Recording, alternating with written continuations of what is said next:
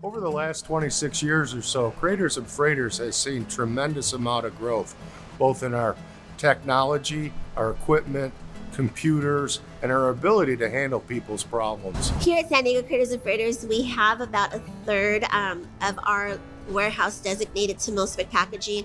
I have 2 crew members which just do MIL-Spec packaging full time, so I'm actually really lucky to have that support within the building. In addition to the commercial and industrial clients, we also have a large sector of clients that are what's called prime vendors who sell to the government. We focus and work with them quite a bit in using our MIL-Spec packaging and producing products that serve their needs. What a lot of prime contractors don't know is the requirements needed to package items in order for them to be sold to the government. When we package a standard transactional business item such as a painting, we use to our discretion what type of items. However, when you're packaging according to a government, you have to do exactly what they ask you to do. But you might have to use a specific foam, a specific type of barrier material.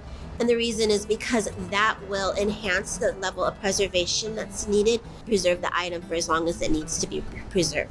Technology improvements that we are implementing, tooling improvements, and the growth and the markets that we are capturing on a day-to-day basis are just expanding. Opportunities and capabilities continue to increase, and I see us as a force to be reckoned with in the future.